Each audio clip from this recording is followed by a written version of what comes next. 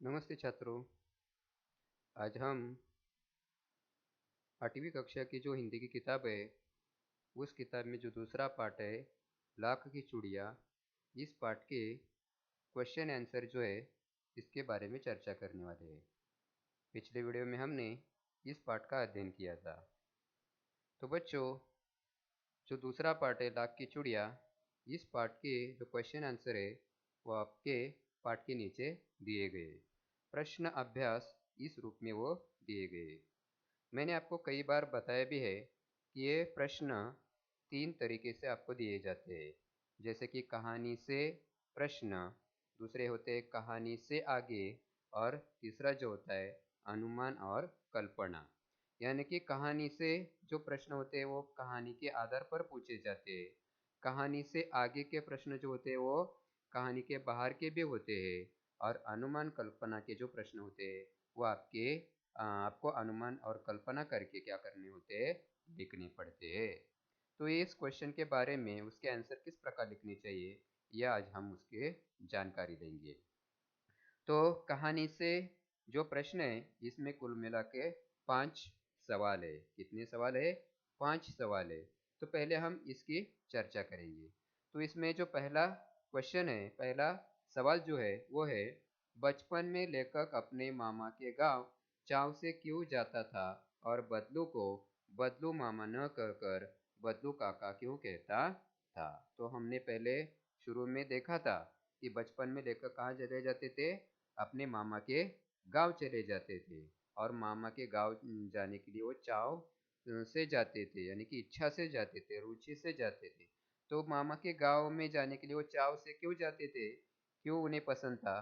क्योंकि मामा के गांव में एक कारीगर रहता था जो लाख की चूड़ियाँ बनाता था, और उसका नाम था बदलू। और वो बदलू क्या करता था, लेखक को उस लाख की सुंदर गोलियां बनाकर दे देता था। जिसके कारण लेखक सदैव क्या करता था, बदलू के पास बैठता था, उसके साथ घंटों बातें करता रहता था, और हर रोज उस लाख की 2-3 गोलियां लेकर आ जाता था। और इसीलिए लेखक मामा के गांव में जाने के लिए चाव से जाता था, या चाव रखता था, इच्छा रखता था। दूसरा कहा गया कि बदलू को बदलू मामा न कहकर बदलू काका क्यों कहता था। तो लेखक बदलू बदलू ये कहाँ रहता था, तो लेखक के मामा के गांव में रहता था। इसीलिए लेखक को लगता है कि बदलू को बदलू मामा पुकारना चाहिए। लेकिन गांव के सारे बच्चे उन्हें क्या पुकारते थे, बदलू काका नाम से पुकारते थे। इसीलिए लेखक भी उन्हें क्या पुकारते थे, तो बदलू काका के नाम से ही पुकारते थे। तो इस सवाल का जवाब हमें इस प्रकार लिखना चाहिए, जैसे मैंने यहाँ लिखा है, आप देख सकते हो। लेखक के मामा के गांव में लाख की चूड़ियां बनाने वाला कारीगर बदलू रहा करता था, जो वो लाख की बहुत सुंदर चूड़ियां बनाता था। परंतु लेखक के लिए वह लाख की रंगी बिरंगी सुंदर गोलियां बनाकर दिया करता, जिसके कारण लेखक सदैव बदलू के पास जाता। और यही कारण है कि लेखक को उसके मामा का गांव भाता था। बदलू को समस्त गांव की बदलू काका कहकर बुलाया करता था, इसीलिए लेखक ने भी उनको काका कहना ही उचित समझा। बदलू उन्हें आम खाने को देता, मलाई खाने को देता। तो इसी प्रकार पहले सवाल का जवाब हमें लिखना चाहिए। इसके बाद हम देखेंगे दूसरा सवाल क्या है। दूसरा सवाल है, वस्तु विनिमय क्या है, वस्तु विनिमय की प्रचलित पद्धति क्या है। तो आपने पाठ देखते समय आपने देखा होगा कि वस्तु विनिमय क्या है।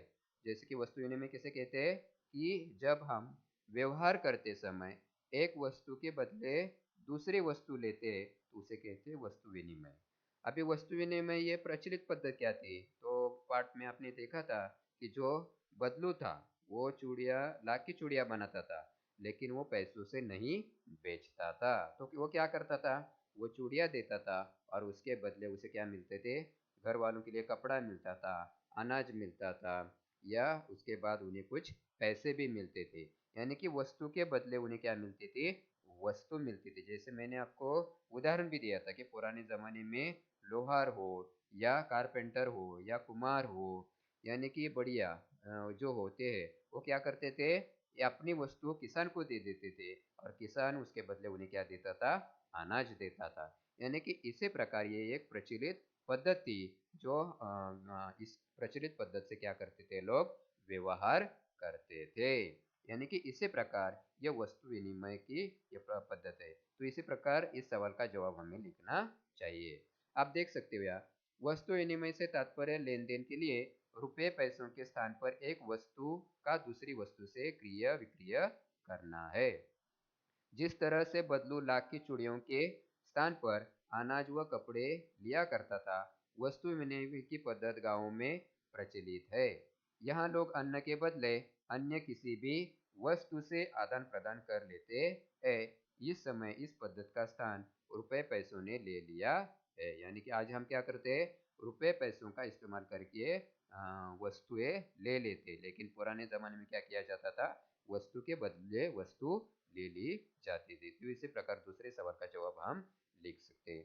तीसरा सवाल हमें क्या है वो देखना है। मशीन युग ने कितने हाथ काट दिए हैं, इस पंक्ति में लेखक ने किस व्यथा की ओर संकेत किया है। तो पाठ देखते समय हमने देखा था कि जब बदलू कहता है कि आज किसका युग आया है, मशीन का युग आया है, और इसीलिए उसके लाख की चूड़िया को कोई पूछता ही नहीं। क्यों? क्योंकि मशीन से कांच की चूड़िया बनाई जाती है और वो चूड़िया कैसी होती है, सुंदर हो जाती है। यानी कि बदलू का जो पैतृक पेशा था, जो लाख की चूड़िया बनाना था, वो पैतृक पेशा क्या हो जाता है, धीरे धीरे नष्ट हो जाता है। यानी कि उसका जो पेशा था वो अभी खत्म हो जाता है, क्योंकि उसकी लाख की चूड़िया कोई खरीदता नहीं है। और इसी कारण उसकी जो रोजी रोटी मिलती थी उसे, वो अभी नहीं मिलती है। यानी कि उसके हाथ क्या कर रहे हो गए, कट किए, ऐसे वहाँ बताया जाता है। यानी कि उदाहरण तौर पर हम भी देखते हैं कि आज ऐसे बहुत सारे लोग हैं जिनके हाथों से ये क्या हुआ है, पेशा नष्ट हुआ है। जैसे कि खेतों में मजदूर लोग काम करते थे और उन्हें खेतों में काम करने से क्या मिलता था, पैसे मिलते थे, उनका घर चलता था। लेकिन आज मशीन आ गई है, जैसे कि ट्रैक्टर हो या और कोई चीजें हो, उससे खेती की जाती है और उसी कारण क्या होता है, उन लोगों को, मजदूरों को काम नहीं मिलता है और उनकी रोजी रोटी छीन जाती है। यानी कि उसी प्रकार उनके हाथ कट गए, ऐसे यहाँ इस वाक्य से हमें पता चलता है। तो इसी प्रकार इस पंक्ति का आशय या इस पंक्ति का जो मीनिंग है हमें यहाँ लिखना चाहिए। आप देख सकते हो, लेखक ने उन कारीगरों की तरफ संकेत किया है जो हाथ से बनी वस्तुओं से अपना जीवन यापन करते थे, यानी कि जीवन बिताते थे। आज के मशीनी युग ने उन कारीगरों के हाथ काटकर मानो उनकी रोटी ही छीन ली है। उन कारीगरों का रोजगार इन पैतृक काम धंधों से ही चलता था। उसके अलावा उन्होंने कभी कुछ नहीं सीखा था। वे पीढ़ी दर पीढ़ी अपनी इस कला को बढ़ाते चले आ रहे हैं और साथ में रोजी रोटी भी चला रहे हैं। परंतु मशीनी युग ने जहां उनकी रोजी रोटी पर वार किया है, वही दूसरी ओर इन बेशकीमती कलाओं का अंत भी किया है। ऐसी अनगिनत कलाएं हैं जो लुप्त अवस्था में है और इनको करने वाले कारीगर इस युग के अंधकार में खो रहे हैं। यही वो व्यथा है जो लेखक व्यक्त करना चाहते हैं। ऐसे कारीगर कला होने पर भी बेकार हो गए और उनकी रोजी रोटी भी खत्म हो गई है। तो इसी प्रकार इस तीसरे सवाल का जवाब हमें लिखना चाहिए। आगे जो चौथा सवाल है वो हमें देखना है। बदलू के मन में ऐसी कौन सी व्यथा थी जो लेखक से छिपी न रह सकी। यानी कि जब बदलू के मन में विचार आते, मशीन का युग ये विचार आते, तो उनके मन में जो व्यथा थी, वो व्यथा लेखक क्या करते हैं, पहचानते हैं। यहाँ बदलू नहीं बताते अपनी व्यथा लेखक, लेकिन लेखक क्या करते हैं, वो पहचानते कि कौन सी व्यथा थी, कि मशीन के युग के कारण उनका जो पेशा था वो क्या हो गया, धीरे धीरे नष्ट हो गया और उसकी जगह किसने ली है, कांच की चूड़िया इन्होंने ली गई है। और इसी कारण वो अंदर ही अंदर क्या होता है, अपने आप को दोषी पाता है, कचोटता है या अपने अंदर ही अंदर गुस्सा कर देता है। ये जो उसके अंदर की छिपी जो व्यथा थी, वो व्यथा किसने पहचानी थी, तो लेखक ने पहचानी थी और वही व्यथा यहाँ लेखक ने बताई थी। तो ये हमें जवाब इस सवाल का लिखना चाहिए। तो देखो, लेखक के अनुसार बदलू उसके मामा के गांव में लाख की चूड़िया का श्रेष्ठ कारीगर था। उसके गांव के अलावा बाहर गांव में भी उसकी लाख की चूड़िया खासी प्रचलित थी। विवाह में भी उसकी चूड़िया प्रचलित थी। परंतु जैसे जैसे कांच की चूड़िया का प्रचलन बढ़ने लगा, उसकी लाख की चूड़ियों का मूल्य घटना आरंभ हो गया। नतीजन एक दिन इन लाख की चूड़ियों का स्थान कांच की चूड़ियों ने ले लिया और बदलू की लाख की चूड़ियों का व्यवसाय का अंत हो गया। अब कोई भी उसकी चूड़ियां नहीं पहनता था। अब कांच की चूड़ियां बहाने लगती थी। उसके व्यवसाय का ये दुर्दशा बदलू को अंदर ही अंदर कचोटती थी। तो इसी प्रकार इस चौथे सवाल का जवाब हमें लिखना चाहिए। आगे पांचवा और आखिरी सवाल जो है, मशीन युग से बदलू के जीवन में क्या बदलाव आया। तो मशीन युग से बदलू के जीवन में क्या बदलाव आया। तो मशीन युग से क्या हुआ, जो बदलू का जो पेशा था वो पेशा क्या हो गया, खत्म हो गया।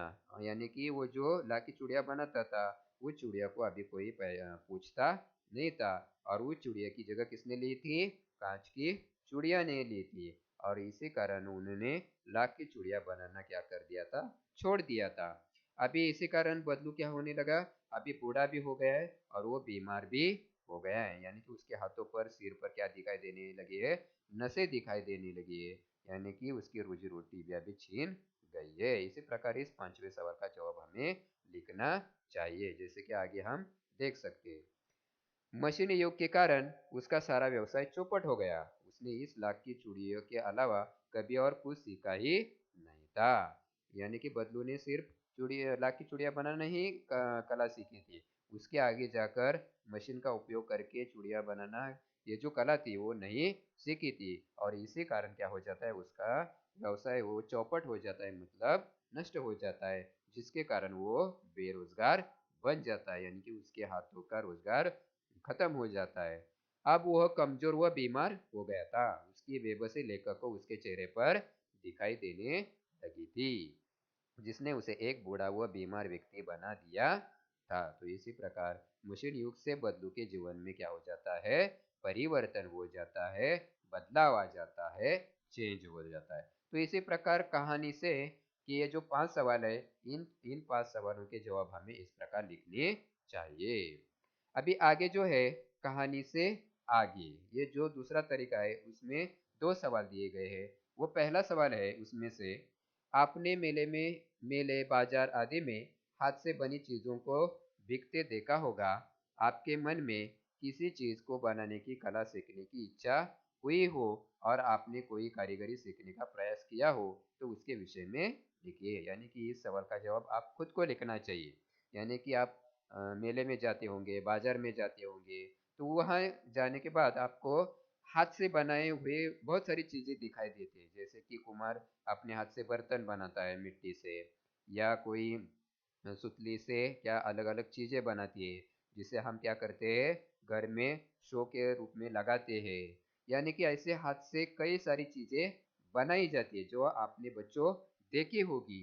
तो ऐसे कोई कला आपने सीखी है क्या, सीखी है तो आपने वो कला में से कोई बनाने का प्रयास किया है क्या। तो इस विषय में आपको क्या करना है, अपने विचार लिखने हैं और ये नोटबुक में आपको खुद को क्या करना है, लिखना है।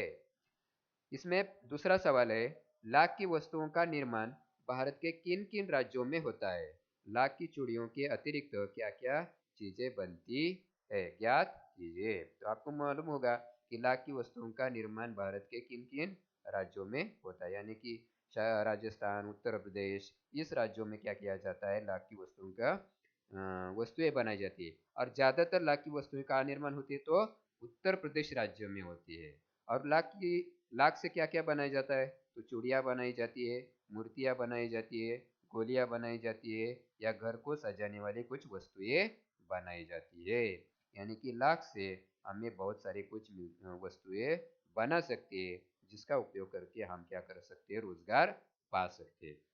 तो इसी प्रकार ये कहानी से आगे का जो सवाल है उसका जवाब हम लिख सकते हैं। जैसे कि लाख की वस्तुओं का निर्माण सर्वाधिक उत्तर प्रदेश में होता है। लाख से चूड़ियाँ, मूर्तियाँ, गोलियाँ तथा सजावट की वस्तुओं का निर्माण होता है। तो इसी प्रकार कहानी से और कहानी से आगे इन सवालों का जवाब हमें लिखना चाहिए। आगे है अनुमान और कल्पना, यानी कि इसमें कुल मिलाकर कितने सवाल दिए गए हैं? 5 सवाल दिए गए। अभी इन सवालों का जवाब आप खुद को लिखना है और मैंने यहाँ लिखकर नहीं दिए क्योंकि ये आपके अनुमान और कल्पना के आधार पर लिखने होगी। जैसे कि पहला सवाल है, घर में मेहमान आने पर आप उसका अतिथि सत्कार कैसे करेंगे? यानी कि हमारे घर में मेहमान आते हैं, रिश्तेदार आते हैं, तो हम उनका अतिथि सत्कार कैसे करते हैं? क्यों? क्योंकि हर मेहमान क्या होता है? भगवान की तरह होता है, यानी कि अतिथि देवो भव, ऐसे हम कहते हैं। यानी कि हर मेहमान कैसा होता है? भगवान की तरह होता है। उसका आदर सत्कार करना हमारा कर्तव्य होता है। तो हम किस प्रकार करते हैं? जैसे कि जब वो आते हैं तो उनका हम स्वागत करते हैं, उन्हें हाथ पैर धोने के लिए कहते हैं, उनके हाथों में शक्कर देते हैं, पानी देते हैं, चाय बनाते हैं, नाश्ता बनाते हैं, उनकी खातिरदारी करते हैं। यानी कि इसी प्रकार हम क्या करते हैं? घर में जो मेहमान लोग आते हैं उनका क्या करते हैं? अतिथि सत्कार करते हैं। या यदि कोई बड़ा आदमी आया है तो उनका हम क्या करते हैं? पुष्पगुच्छ देकर उनका सत्कार करते हैं, कोई भेंट वस्तु देते हैं। यानी कि इसी प्रकार घर आए हुए मेहमानों का हम क्या करते हैं? उनका अतिथि सत्कार करते हैं। तो आपके घर में कैसे किया जाता है, ये आपको क्या करना है? इस सवाल का जवाब लिखना पड़ेगा। दूसरा सवाल है, आपको छुट्टियों में किसके घर जाना सबसे अच्छा लगता है? वहाँ की दिनचर्या अलग कैसी होती है? लिखिए। जैसे कि लेखक को मामा के गांव में जाना अच्छा लगता था, तो बच्चों आपको किस, हर एक बच्चों की अलग अलग पसंद होगी। किसी को मामा के गांव जाना पसंद होगा, किसी को काका के गांव जाना पसंद होगा, किसी को मौसी के गांव जाना पसंद होगा। यानी कि आपको किसके घर जाना पसंद करते हैं आप छुट्टियों में, वो आपको क्या करना है? लिखना है। और वहाँ की दिनचर्या आपकी कैसी होती है? जैसे कि जब आप अपने गांव में होते हैं तो आपको स्कूल जाना पड़ता है, तो वो जो दिनचर्या होती है, यानी कि दिन का जो कार्य होता है वो कैसे होता है? तय होता है। जैसे कि सुबह उठना है, स्नान करना है, स्कूल को जाना है, स्कूल का अध्ययन करना है, फिर स्कूल से वापस आना है, फिर क्लास के लिए चले जाना है, क्लास से आना है, स्टडी करना है, सो जाना है। यानी कि ये घर की आपकी दिनचर्या होती है। लेकिन जब हम छुट्टियों में किसी रिश्तेदारों के घर चले जाते हैं तो आपकी वहाँ की दिनचर्या कैसे होती है? अलग होती है। यानी कि वो दिनचर्या कैसे होती है, ये आपको क्या करना है? वहाँ लिखना है। तीसरा सवाल है, मशीन युग में अनेक परिवर्तन आए दिन होते रहते हैं। आप अपने आसपास से इस प्रकार के किसी परिवर्तन का उदाहरण चुनिए और उसके बारे में लिखिए। तो जैसे आप देखते हैं कि आज मशीनी युग आ गया है और मशीन युग में परिवर्तन होता रहता है। जैसे कि मैंने पाठ पढ़ाते समय बहुत सारे उदाहरण दिए। जैसे कि कुम्हार हो तो वो बर्तन बनाते, मिट्टी से बर्तन बनाते। तो पहले बर्तन बनाने के लिए जो चाक का उपयोग किया जाता था, वो उस चाक को क्या किया जाता था? हाथ से घुमाया जाता था। लेकिन आज क्या हुआ है? लाइट पर चलने वाला चाक आया है। या मिट्टी से जो बर्तन पुराने जमाने बनाए जाते थे उसमें परिवर्तन होकर आज मिट्टी से बनाए जाते हैं, लेकिन उसमें अभी जो चिकनाट आ गई है, सुंदरता आ गई है, वो अलग से आ गई है। या दूसरा कोई व्यवसाय पेशा लीजिए, खेती करते हैं हम, उस खेती के लिए अलग अलग मशीनों का उपयोग किया जाता है। यानी कि हर एक व्यवसाय में क्या हुआ है? मशीनों के कारण परिवर्तन हुआ हमें दिखाई देता है। तो इस कोई भी एक परिवर्तन आप चुनिए और उसका उदाहरण आपको क्या करना है? इसमें लिखना है। चौथा सवाल है, बाजार में बिकने वाले सामानों की डिजाइनों में हमेशा परिवर्तन होता रहता है। आप इन परिवर्तनों को किस प्रकार देखते हैं? आपस में चर्चा कीजिए। तो आपको मालूम होगा बाजार में कई सामान बिकते रहते हैं। इस सामानों में हर हमेशा क्या होता रहता है? परिवर्तन होता रहता है। जैसे कि छोटे बच्चों को खेलने के लिए जो गाड़ियां होती है, वो गाड़ियों में, हर गाड़ियों में क्या होता रहता है? नयापन आता है, परिवर्तन होता है, कलर परिवर्तन होता है, मॉडल परिवर्तन होता है, डिजाइन परिवर्तन होता है। यानी कि वही गाड़ी दोबारा नहीं आती है, उसमें क्या होता है? चेंज होता है। यानी कि बाजार में जो जो सामान आता है, हर एक सामान में क्या होता है? परिवर्तन होता हुआ दिखाई देता है। जैसे कि गर्मी में हम क्या करते हैं? धूप न लगे इसीलिए टोपी पहनते हैं। तो टोपी के जो डिजाइन होते हैं वो अलग आते हैं, कलर अलग आते हैं। यानी कि इस साल जो टोपी होती है वो अगले साल नहीं होती, उसमें कोई परिवर्तन होता रहता है। यानी कि हर एक सामान में क्या होता रहता है? परिवर्तन होता रहता है और हम ये बाजार में देखते हैं। तो ऐसे एक परिवर्तन आपको क्या करना है, आपके नोटबुक में लिखना है जो आपने बाजार में देखे हैं। पांचवा सवाल है, हमारे खान पान, रहन सहन और कपड़ों में भी बदलाव आ रहा है। इस बदलाव के पक्ष विपक्ष में बातचीत कीजिए और बातचीत के आधार पर लेख तैयार कीजिए। जैसे कि आपको मालूम है कि हमारे खान पान, रहन सहन, कपड़ों में क्या हुआ है, परिवर्तन आ गया है, बदलाव आ गए। जैसे कि पुराने जमाने में चपाती, भाजी, भाकरी ऐसे लोग खाते थे, राइस खाते थे। आज हम परिवर्तन होते होते क्या हुआ है, वड़ा पाव खाते, बर्गर खाते, पिज्ज़ा खाते, चाइनीज खाते हैं, है ना। यानी कि खान पान में क्या हुआ है, अभी बदलाव आ गया है। रहन सहन, पुराने ज़माने के लोग कैसे रहते थे, आज के लोग कैसे रहते हैं। पुराने ज़माने में साबुन वगैरह कुछ नहीं रहता था, आज हम साबुन का इस्तेमाल करते हैं। यानी कि इसी प्रकार रहन सहन में भी जो कपड़े हैं, जो पुराने ज़माने में कपड़े पहनते थे, आज के कपड़ों में परिवर्तन आया है, डिज़ाइन परिवर्तन हुआ है, उसका मॉडल परिवर्तन हुआ है, कलर परिवर्तन हुआ है। यानी कि हम साफ सुथरे कपड़े पहन रहे हैं। यानी कि हमारी खान पान हो, रहन सहन हो, कपड़े हो, या हर एक हमारे जीवन के हर एक चीज में क्या हुआ है, परिवर्तन होता हुआ दिखाई दे रहा है। तो वो परिवर्तन आपको क्या करना है, उसके आधार पर एक लेख तैयार करना है, बनाना है। ये सभी सवालों के जवाब आपको क्या करने हैं, आपके नोटबुक में लिखने हैं। तो इसी प्रकार इन सवालों के जवाब हमें लिखने चाहिए। इसकी चर्चा आज हमने इस वीडियो में की गई है। आपको कोई आशंका हो तो आप कमेंट बॉक्स में कमेंट करके हमें भेज सकते हो। अगले वीडियो में हम अगले पार्ट के बारे में जानकारी प्राप्त करेंगे। तब तक धन्यवाद।